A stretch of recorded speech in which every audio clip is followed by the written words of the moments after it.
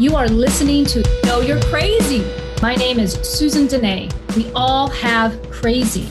What separates us is how we choose to deal with it. I'm going to be delivering engaging and actionable tools to own your crazy, treat your crazy, and turn it into your own superpower. I hope that you walk away from this show feeling the power and strength within you.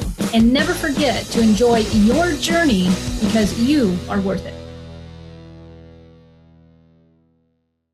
Hey everyone, welcome to the Know You're Crazy show. My name is Susan Denee, and you are listening to Emotional Recovery in the Raw. Today's show is going to be all about humility and humility in the relationship. You guys ever see that Saturday Night Live skit with Will Ferrell, more cowbell? Yeah, I kept, whatever, before I was saying the announcement of the show, I kept thinking to myself, more humility, more cowbell, more humility. Where does humility get us? Why is humility such a thing? Do you even know what humility is? Humility, I would say, especially for those of us in recovery, and I'm sure even if you're not in recovery, you've known humility. It's that, like in sobriety, it's that rock bottom, like that's the first like taste of humility I had, was that first admitting that I ain't got this. Like I am defeated. And it's a leveling of one's self-importance. When you realize that I'm just not that important anymore. I'm just not that important. Or this particular area is not that important. That's one way to consider humility. I was looking up online today different definitions of humility. I've seen everything from the desire to change to the recognition and acceptance that someone's self-importance really isn't that important. That old phrase, that old saying, I ain't much, but I'm all I think about, when we realize that really we're just one of many. And there's a lot of things going on in life, and maybe we're not as important as we think we are. Humility ultimately has been a game changer for me in many aspects of my life. But I think if you're someone who believes in, I'm always learning, I'm always able to be taught, I'm a student at heart, then humility might not scare you as much. Humility will back up against the ego and almost give a feeling of, surrender. Might even make you feel like low self-esteem, but it's not low self-esteem. It really is an admirable quality to have. I can usually tell if somebody who's gotten sober and they don't stay sober, or they go a few rounds. In the back of my mind, I often will think, I don't know if they've had enough humility yet. I don't know if they've hit that point, if they've really hit that point of just surrendering and saying, I ain't got no fight in me. So how does humility show up in an intimate relationship? And if you've been watching this show for a while, you know I'm going to talk about not only intimate relationships, but use your filter. I shouldn't have to spell it all out for you. Think about humility when it comes to parenting your children. Do you find yourself arguing a lot about wanting to be right or teaching them a lesson? I'm not really a self-righteous believer in parenting. I do believe that consequences are better had under the roof than out on the street, but I'm not I'm not going to grind my kids a lot. I don't believe that as individuals they deserve that. But I will also hold a line of how I like to be treated, but I would do that with anybody. So how does humility show up in your parenting? Are you able to let go, or are you constantly at a fight with your children? If you look at your relationship with your children and you think there's some contention or something, there might be a little bit of fight going on your side. And as a parent, I always feel you've got the most responsibility in that relationship, maybe to demonstrate some more humility, which can feel like a doormat sometimes, right? But what about humility in the intimate relationship? I think the most successful relationships I have witnessed are relationships where there's a give and take within the communication, within each individual, as far as whose part is what in the relationship. There's nothing like engaging in a very intense emotional argument with your partner and being the one to give first, being the one to say, I'm sorry, or maybe just being the one to shut up and let your partner just express themselves. Humility can feel a little bit like I don't have a voice, but really what it can be is I just acknowledge that there's another way to do this. It's when we set aside our pride and we allow opportunity of forgiveness and empathy to step in, is when humility is felt the most. Humility is lined with compassion, with consideration for others. And aren't those wonderful qualities to bring into an intimate relationship, especially a relationship that can be challenging at times if your communication is hurting and there's really a fight, right? A fight going on. I heard a woman recently that I have the pleasure of serving in recovery. She had been back and forth a few times with drinking, and I said, she was asking me to see if I would help her. And so I had a few questions for her because sometimes, the definition of insanity is doing the same thing over and over again, but nothing changes. And I will not spend my time with somebody if I think that maybe they haven't had enough humility yet. So I asked her, I said, in so many ways, what's different this time? I don't like asking what happened necessarily. Sometimes I don't think it's relevant, but it also depends on whoever I'm speaking with and kind of what they're bringing to the table. And so her first attempt at that was, well, I feel like I have a lot of awareness this time and I'm seeing things for the first time. And I knew that there was more to it, but she was having a little bit difficulty getting there. So I rephrased the question. And she said, one of the best answers I've ever heard somebody trying to get sober that has been around a few times, like back and forth, get sober, get some time, go back out. She had one of the best answers I have ever heard. And I've been sponsoring and helping women for over 20 years. And this one will stick with me, I think, forever. And she just paused and she goes, because nobody cares if I get sober this time. And I knew she might have something this round. When we realized that, I'm not that important. And I'm realizing that, that nobody's really going to care if I stay or if I go. This is all up to me. True humility. So now I get the pleasure of working with her. And that's a level of willingness. Have you reached that level of willingness, that level of acknowledgement in your relationship? And I'm not saying that every relationship is going to require this on a regular basis. In fact, I think if both people within the relationship practice this on a continuous basis, that there's no need for it all the time because it's just part of the relationship, it's part of how it operates. One of the signs of true humility within a relationship is to being able to express yourself as a partner and not be held in a defensive, judgmental receivership of the other partner. Does that make sense? Let me try that again. I did a presentation, a workshop with a bunch of medical folks one year, a couple of years ago. And it was all about it was about listening, it was about communication, but one of them was defensive listening. And when someone is talking, and depending on who's talking to you, are you hearing them or are you already fabricating your rebuttal to them? I'm very familiar with rebuttals because most of my career was spent in being debt collection. And so rebuttals is part of the game in that world. Same thing as if you're in sales, it might be part of the game, but also just in life. No matter what role you're doing, but sometimes in intimate relationships, we're with somebody for so long that we think we know. We think we know what they're going to say. We think we know why they're doing what they're doing. We absolutely start prescribing to them a particular identity. And in our own assumptions, we will stop giving them benefit of the doubt and being a human being, having an exploration. The problem with that is when you're having something in the relationship come up that you're in disagreement over, if you've already prescribed an identity to your partner, then it's going to be really hard for you to practice any level of humility within the relationship and give them benefit of doubt. And it's going to be very difficult also to find your part in that. And when I say your part, I'm not indicating that every single person that finds humility is owning some behavior of their partner that's unacceptable. That's not what I'm talking about.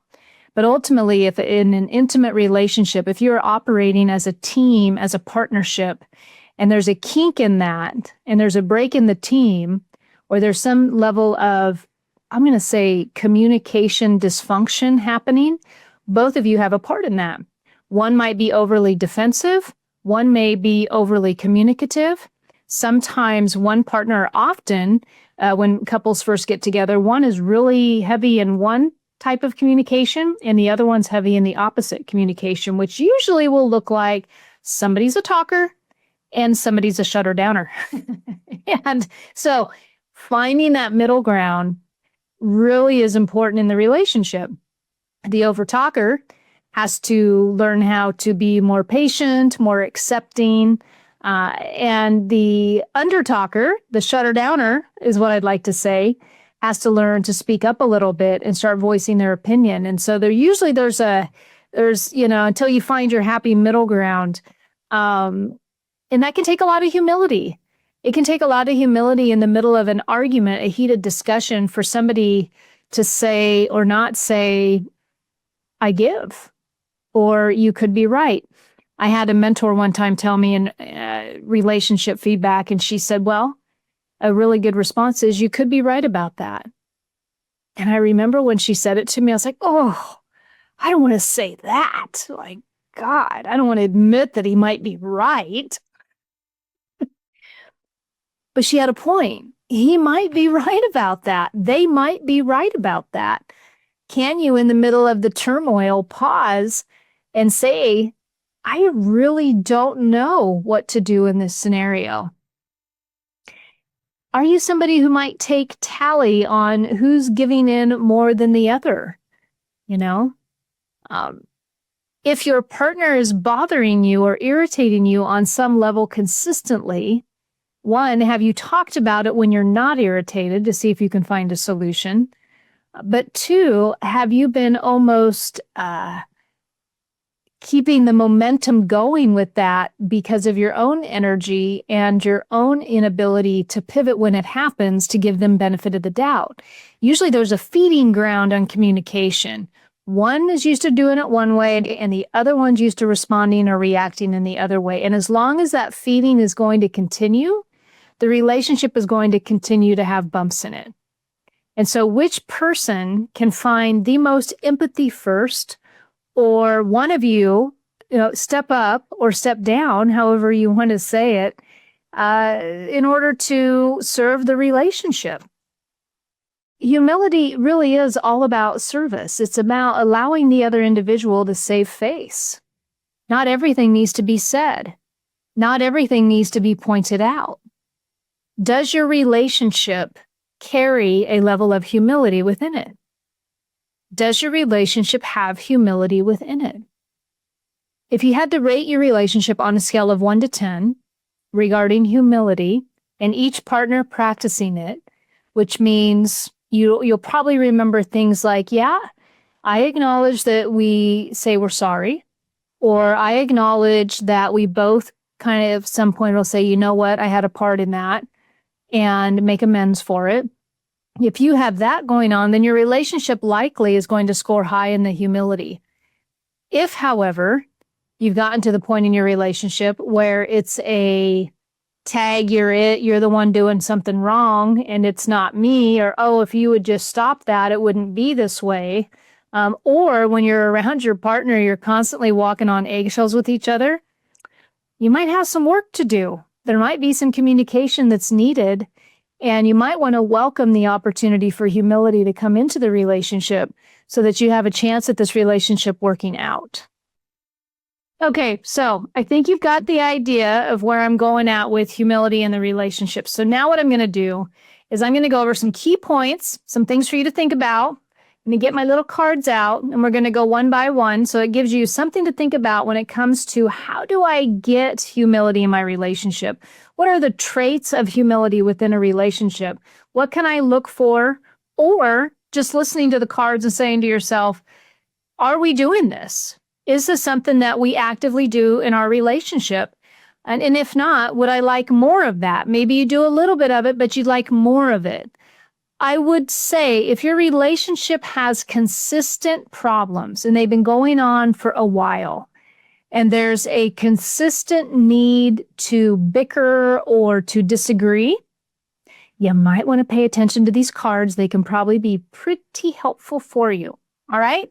Okay, so remember, we're talking about humility within the relationship, and I'm just going to go over some key aspects of the traits of when you are practicing humility. Now, this one I just wrapped up with, but it's active listening. The ability to actively listen to your partner.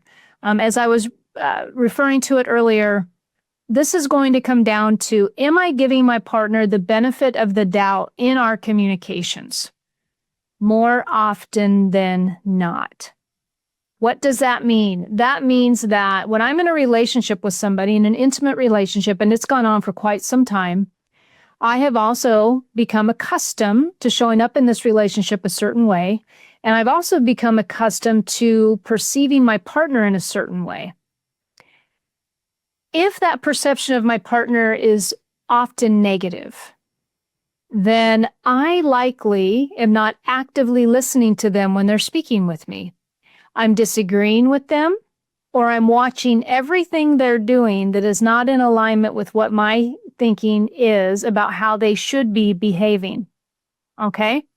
So the active listening piece goes away because I'm already assuming I think I know what you're saying and why you're saying it, and you're doing what you're doing.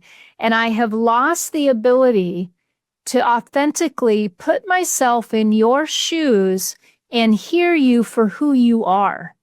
You are now someone who I think I know is going to respond a certain way or react a certain way.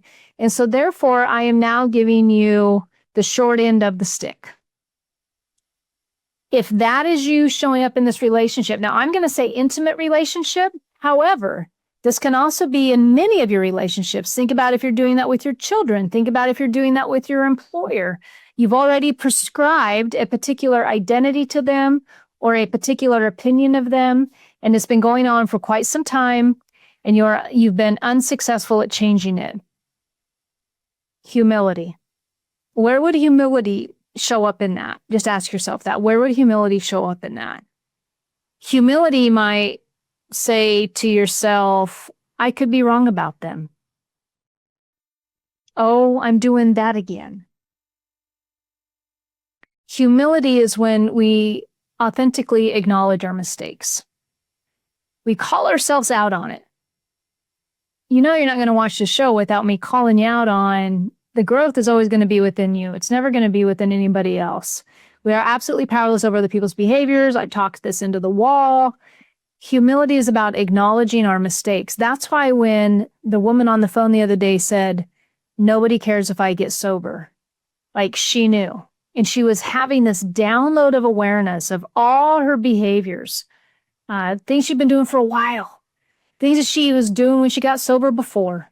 But this time, she was seeing it in a whole new light. She was acknowledging her mistakes, like authentically acknowledging the mistakes, because she realized nobody cares if I get sober anymore. In a relationship, when there's contention and there's bickering or there's just plain old pattern of unhappiness, there's usually a lack of acknowledging one's mistakes. And by mistakes, I mean the perception you're slathering your partner with. It's not an optimistic perception. It's a perception of you're never doing enough to make me happy enough, right? It's a perception that's not really, at the core, it lacks all kinds of humility, because remember, humility is about recognizing that one's not really that important. Not really that important in the big scheme of things, right? And so if you have an overabundance of importance in your relationship, this is the next one.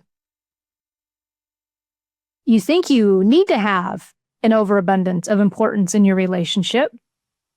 Humility means that you're not going to be seeking validation in your relationship. You're not going to lean on your partner to validate who you are, what your role is in the relationship, and how much you need from the other person. This piece right here your partner's not there to validate you. It's nice when they do. In fact, if your relationship is loving and kind and empathetic, there's a ton of validation going on. There's a ton of appreciation going on. I don't think my husband, I thank him on a regular basis for stuff he does. The other day we took a trip and he likes to get prepared way ahead of me. Like I'm the last minute, sometimes throw the bag in. Yeah, probably last minute, probably same day. He's more prepare a couple days ahead. So he had done all these things to get ready for this trip. And when we got in the truck ready to go, I just, I thanked him. Like, thanks for doing everything. Thank you for getting everything ready. I like that's cool, that you did all that. Did he need my feedback? No. Was it nice to have it? Yes. Was he trying to he didn't do it to be validated by me. That's not why he did it. He did it because he enjoys doing it. But as a partner, being thankful and in a state of gratitude and appreciation, it's important to acknowledge those things. So when no one is like super hungry for validation, the relationship really is an ebb and flow of appreciation, and it's just known that it's appreciated. If you are withholding, complimenting your partner, and you're withholding, acknowledging appreciation, then your partner probably might have something in that area where you feel that they need to be validated too much and you're judging it. What would happen if you just started complimenting them more and appreciating them more? You're like, oh my God, this is going to get worse. And I shouldn't have to do that. I shouldn't have to do that. Humility. Maybe it's nice to do that. Maybe it's considerate to do that until your partner understands that everything's okay right here, right now in this relationship. Nothing's going on. Like, I love you and I appreciate you. Yeah, humility is always, it can be a little mind baffling because people are like, well, what's that going to do about their behavior? And you can blow this thing up all day long if you'd like. But at the end of the day, are you open to feedback? Being humble means that you're open to feedback. You're open to receiving feedback. Have you ever been in a professional situation where somebody gave you feedback and it made you want to cringe? Like, you don't know who I am? I have. Hell, I've had that in the last probably 10 months. New job, older woman. Oh my goodness. All kinds of that. You don't know who I am, right? But are you open to feedback? Are you open to feedback in your relationship? Are you open to feedback from your partner? Can you hear your partner when they're giving feedback to your own behavior? Are you both open to that? Is it a one-sided communication, or is there actual pause and appreciation for that communication? And I will say, when these traits are part of the foundation, it rarely is going to come up for you. Not everything's going to need talked about all the time. There's usually like an ebb and flow with a relationship, especially if you've got a talker in the relationship who needs to talk, who needs to be heard, like until that kind of works itself out and the trust builds up and the person over here who's more shut down and quiet learns that they need to pick it up a little bit to communicate a little bit. I mean, it's amazing how it'll just kind of start evening out. There's always a nice balance to be had. But is the relationship open to feedback? As a team, are you open to feedback on your relationship? Whether that's from me, whether that's from a therapist, maybe a coach, I don't care. As a team, are you guys open to feedback? And if you are, then that means that you're probably already carrying these traits of humility, which is like an openness to feedback, an openness to change. It's one of the reasons I love working with people in recovery, because we've done, check marked that box off. Like, we know we've been a hot mess. Like, we kind of become open to feedback. And we also learn that feedback's not always necessary. Like, we grow up, right? Like, we grow up, so not as much feedback's needed. But it's important to keep an open mind, especially in the intimate relationship. Are you open to feedback? Value input. Are you each able to value one another's input? Do you value your partner's input? Do you seriously take it into consideration? I always like to walk couples back through how they met and why they are where they are. Especially, like in coaching, it's not as dramatic probably as therapy, but usually there's something that needs to be worked out, like appreciation or agreements or, there's some stuff there. But ultimately, do you value the input of your partner? If when your partner's opening their mouth, you're feeling like, not again, you're not valuing their input. And all those beautiful personality traits that you fell in love with, that you wanted to have sex with, that everything was on fire about, right? All that's gone out the window. You've forgotten to value their input. In fact, now they're nothing but like oh my God, what do I want to say? A tick on a dog's ass. I don't know. I'm losing here. Okay, so anyway, you're not valuing their input. You have gone to extremes, and instead of valuing and remembering all the reasons you fell in love with them, you've now fallen into a trap of judging them and criticizing them with your thoughts. And so you've stepped away from valuing their input. Humility is going to be when you get back to valuing their input, understanding that we're all in this thing together. We're all energetic beings having a journey. Can you get back to valuing one another's input? Okay. So you get all that under, right? You work on all those things. And at the end of the day, what it's really going to come down to is respect and kindness. Humility is really about respect and kindness and really giving somebody the benefit of the doubt. I recently, I've had an experience where I'm working next to somebody who's much younger, and I've been doing what I've been doing for a long time. And it's kind of cute, the questions or the comments that, the perceptions that this person may have. And I could, give all this feedback, but why? What's it going to matter? This person gets to have their experience. I don't need to go on about my experience or why things are. If somebody wants your input, they'll ask for it. Are you given unsolicited advice in your relationship often? And if you are, I always like to say, make sure you're not being the parent in the relationship, right? Check that a little bit. Because at the end of the day, when a loving relationship has humility within it, there's nothing but respect and kindness. When I think of humility, I think of spirituality. I think of worker among workers. I think about people among people. I think about one within a relationship, being an equal with my partner, being loving and caring, being understanding. Those are the type of relationships I want to have in my life. And I want to have it with my intimate partner. And if I'm not having it with my intimate partner, then somewhere along the line, I've lost sight of what I fell in love with.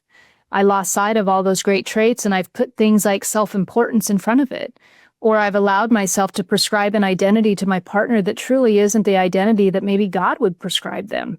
Or maybe other people see them. How can an intimate partner go to work and everybody loves them, but then they come home and we're like, oh my God, I can't believe it, right? Like there's some good in there.